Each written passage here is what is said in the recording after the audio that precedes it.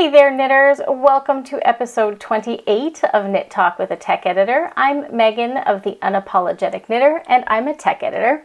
In today's episode, we're going to be talking about row gauge. But before we do that, I want to address the sweater in the room, as it were. It may look familiar to you because I wore it in last week's video. I'm wearing it today, despite it being way too hot to be wearing it, to let you know that this sweater is finally available on Ravelry. I wore this in my very first episode back in February of this year and had a lot of people asking about it, and I finally managed to get it published. So what I love about this sweater are, well, lots of things, but it's garter stitch knit flat, and I know a lot of people wonder why you would choose to knit a sweater flat when you could simply knit it in the round. But when you knit garter stitch, why would you knit it in the round? The beauty of garter stitch is you get to knit every row flat, it's nice and easy, and the seaming actually helps give the garment a lot of support when it's all done. So not only is it really easy to knit because it's garter stitch, but also because it's garter stitch, the sleeves are really adaptable, which is something that we obviously talk a lot about on this podcast, is making modifications to sweaters. It's extra easy with this sweater. It's got a bit of a high-low hem on the front and back of the sweater, so you can wear it either straight by omitting those short rows or make the high-low hem by adding the short rows. And the best part about short rows in garter stitch is you don't have to resolve them, so they're extra easy. Plus, I kind of love this cute little funnel neck collar. It just sits nice and easy. So it is now available on Ravelry, and up until this coming Sunday, which is, let me just check the date, September 24th, I believe. Yes. Oh, September 24th. There we go. On Ravelry, you can save 20% at checkout using the discount code KNITTALK28, since this is episode 28. Just make sure that if you use that discount code that you have it applied before you check out to make sure you can take advantage of the discount. Okay, let's get down to today's topic.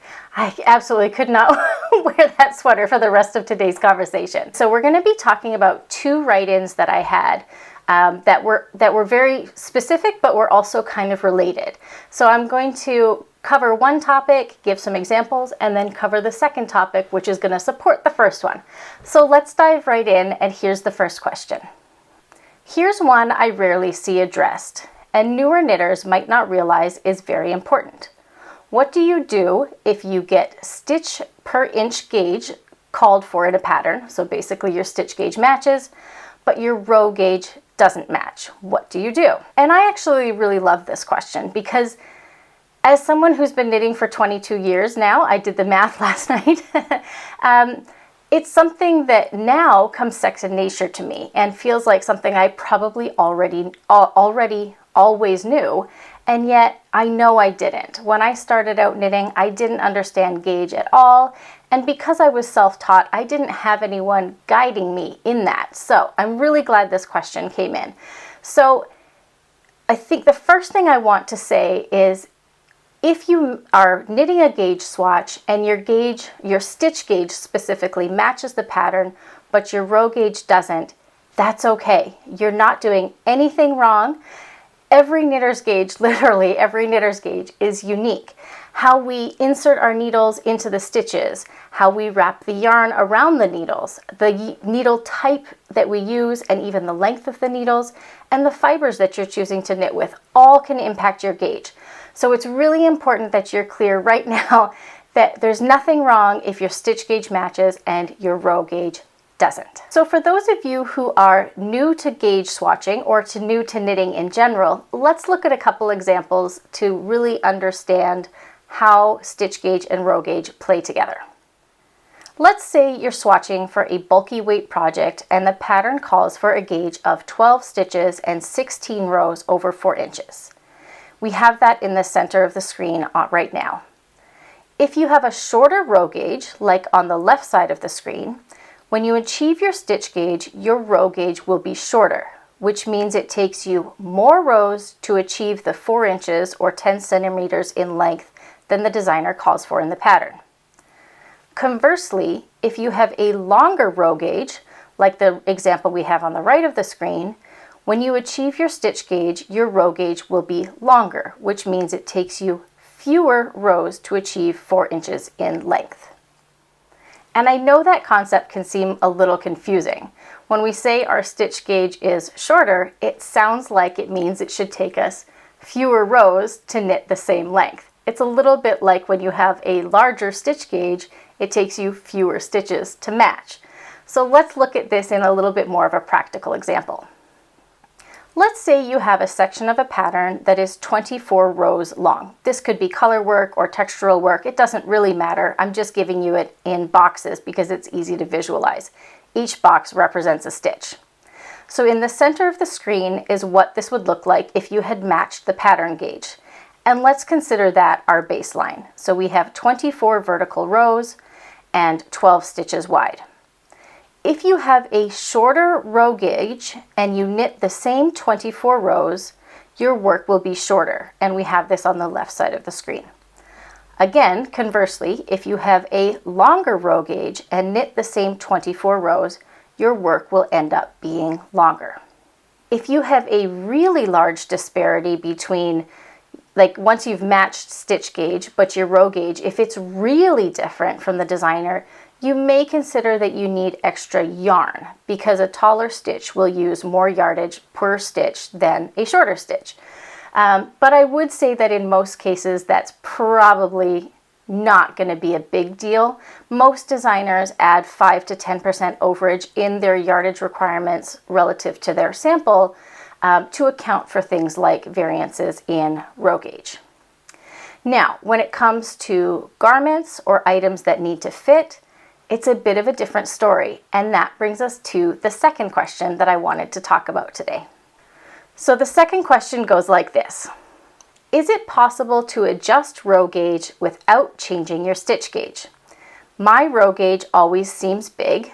I need less rows than are called for to reach 4 inches, which we just discussed, compared to the designer's, which isn't a big deal if it's, say, stockinette stitch, but the color work yoke on my current sweater is going to require a decent amount of finagling to separate the sleeves before I'm done with the yoke chart, or else my yoke is going to be too long. What they are asking is, I have a specific number of rows that I have to work to achieve the color work motif on the yoke of my sweater, but my gauge is longer than the designer's, so my yoke is going to end up longer. Can I change my gauge or my stitch, can I change my row gauge so that this doesn't happen? The short answer is no, not really. Your gauge is your gauge. Because when you're knitting a sweater, you're looking for it to fit around you, you need to make sure your stitch gauge matches the pattern so that the circumference is correct when you're done. The resulting row gauge is something that's really hard to change.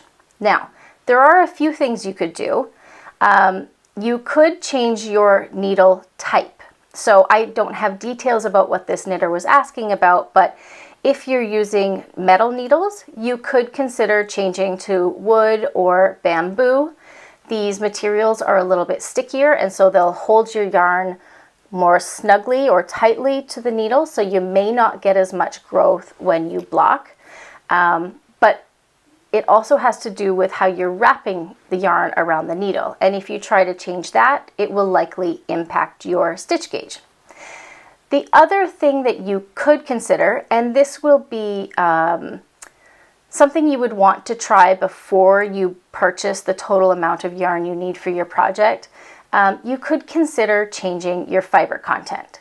I understand that budget is always a consideration when you're planning your project, and if you've already bought your sweater quantity, this may not be accessible for you. But if you're really struggling to match gauge and you have the means to do it, you might consider changing your fiber. Fibers like bamboo, silk, cotton, or even alpaca as an animal fiber have a lot more drape to them, so your row gauge is naturally going to be longer when you block your garment. If you change to a fiber like a merino or something that's a lot bouncier, you may find that your work doesn't grow quite as much when you block it.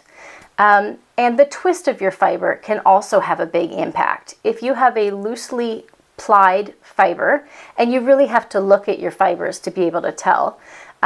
You may get more growth as you block it. So you might look for fibers that have a higher twist content, so they're going to bounce back more when you block, and you're not going to get that growth.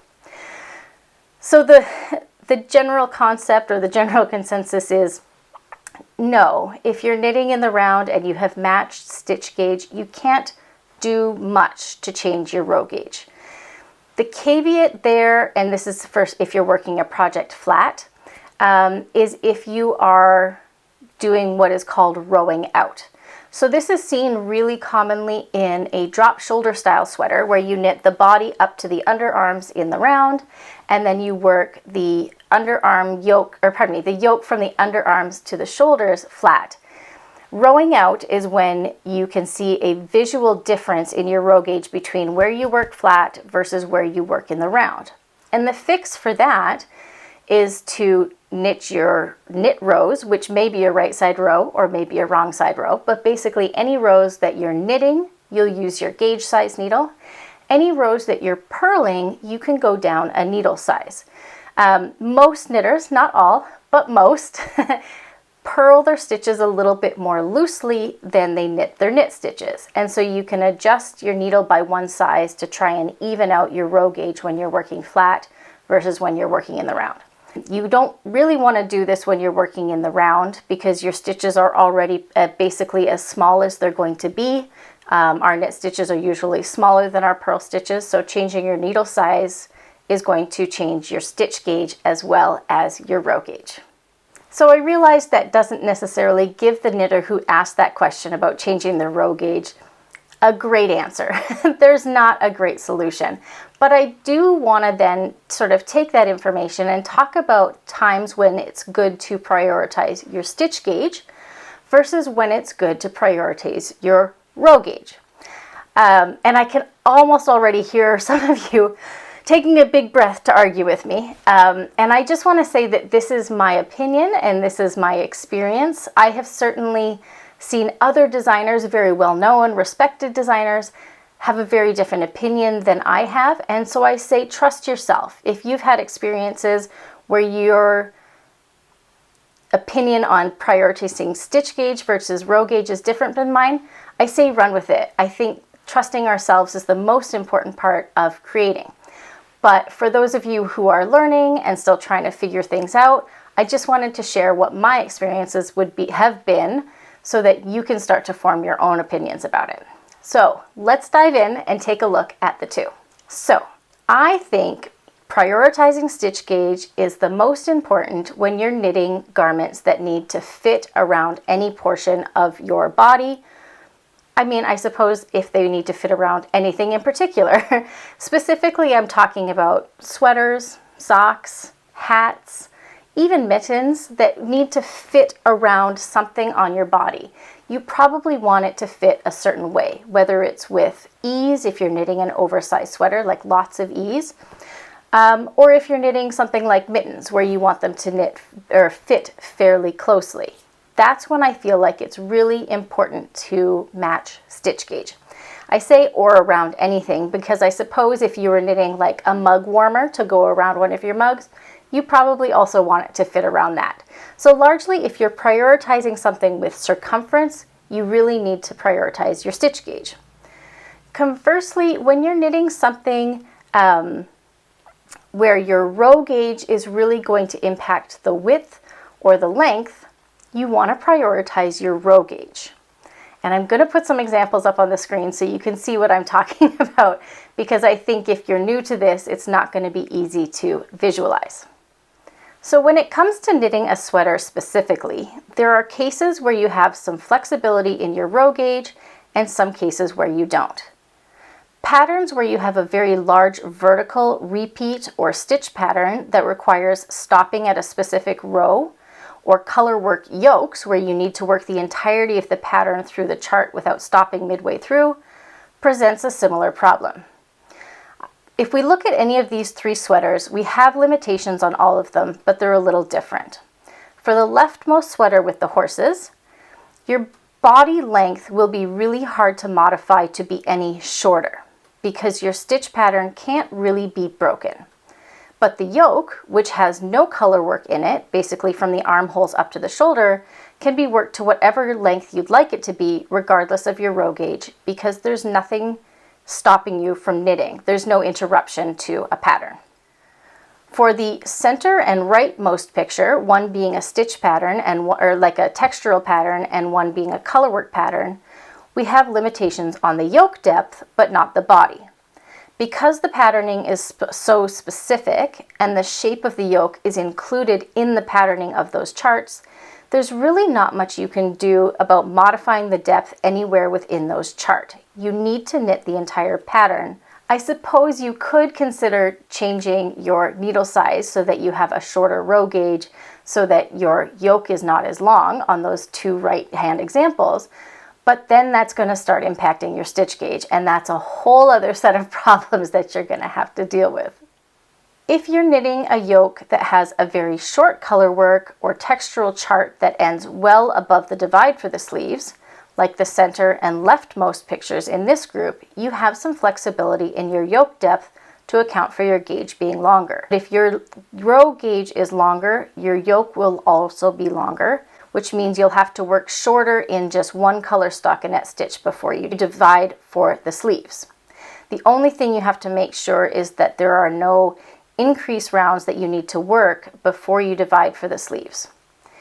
If you have a stitch pattern like the pattern on the far right, where you have a very obvious vertical repeat, you can divide your sleeves before the number of rows called for in the pattern as long as two things are understood. One, you've worked all of the increases you need to before we divide for the sleeves, which is the same as the previous colorwork examples. And two, if you're comfortable adapting the instructions for the sleeve divide, because it may be worked with a specific color, and then of course continuing with the pattern below the sleeve divide, you need to be comfortable with adapting that if you're changing it on a different row. So those are some examples of limitations on patterns or room for adapting patterns when you're working in the round, prioritizing stitch gauge. Let's take a look at some examples of where I feel like we want to prioritize row gauge. When it comes to working projects on the bias or that have less required fit, like a scarf or a shawl, I generally prefer to target row gauge and simply allow the stitch gauge to be what it is. If we look at the cowl on the left side of the screen, it's worked flat. The longest edge that you see across the chest of my body, that's me, is the cast on edge, and we taper up to the neckline where decreases are worked to shape the neckline. In that case, because the only thing that needs to fit is the neckline edge, our row gauge is more important. We have to work a specific number of rows to achieve the length of the neckline and the required number of decreases. Similarly with with shawls or scarves, like you see in the center or the right-hand side of the screen, when you want to wrap a shawl or scarf around your neck or your shoulders, you want to aim for a minimum length. When you're looking to wrap a shawl or a scarf around your neck, you generally want to, depending on how you want to wrap it, you generally want to target a minimum length. My preferred minimum length to be able to wrap both ends of it around and bring the tails forward is about 60 inches. What the stitch gauge is doesn't really matter. I don't necessarily need the shawl to fit a specific depth. I need the length. So while it would be ideal that you achieve both the stitch gauge and the row gauge so that you achieve the depth of the shawl or the width of the scarf that the designer has called for, it's less critical because it's not fitting. The depth of the shawl won't impact your ability to wrap it around your neck, only the length of it will, and that's where your stitch gauge matters. So I hope that helps clarify sort of the limitations of row gauge. I know gauge is kind of a tricky beast and it can be really frustrating at times, but I think if you have an understanding of where you need to prioritize stitch gauge versus where you need to prioritize row gauge, it can take some of the frustration out of it. But by all means, if you have questions about the concepts, please feel free to leave it in the comments below, and I'm happy to clarify things because gauge is something that we learn about for the lifetime of our knitting journey, and I think changes through the lifetime of our knitting journey too. I know my gauge has certainly loosened significantly since I started knitting. At the end of last week's video, I talked a little bit about hosting a sock masterclass, and it seems like there are some of you who are definitely interested in it. So this is something that I'm going to look to be offering next spring. While that sounds like a far way out, I started looking at the fact that Rhinebeck is coming up. There's lots of different fiber festivals all across the country, and then the holidays are right on the tail of it. So what I'm going to be doing is a little bit of research to figure out the best way for me to host classes where I can give you tutorials, kind of like this, where you simply listen and learn, as well as participation-based ones, where we're going to be able to chat face-to-face, and you can ask me questions in real time. While those options are currently known to me, what I don't know specifically is the best way to host it so that you can access the videos once the class is done. So I'm going to be doing a little bit of research into the best way to do that, and I'll be looking to launch this masterclass for socks in sort of late February, early March next year. Next week, we're going to have a talk about an email that I had come in last week. I know, I usually try to answer my emails in the order that they've been received, so the ones that have been sitting there longer are starting to get into the cycle. But this email hit me really hard, and it wasn't critical. It was someone asking a question that I think I asked myself so many times when I was starting to look at knitting garments. And so it sat with me, and it was actually, I almost talked about it today instead of row gauge because that's how hard it sat with me. But I wanted to talk about row gauge. So next week we are going to be talking about this, and I'm not going to give you much more preamble than that because I still feel like it's a topic that deserves a lot of sensitivity and care. So I want to make sure I have my words in order before I sit down and chat with you all about it. But I think it's one that if you struggle to choose garment sizes or know what to look for when you're choosing garments because you know you want to knit one but you don't know if it's going to be right for you, I would encourage you to come join me for that episode. I think it'll be really enlightening and hopefully leave you feeling really positive about yourself and what things you want to knit. If you enjoyed today's episode or any of my episodes, I would love for you to remember to give this video a like, and if you're not already subscribed, please hit that subscribe button. It helps me help more knitters on their knitting journey. Thank you so much for being here with me this week. I loved spending time with you. I hope you have a lovely rest of your week, and happy knitting!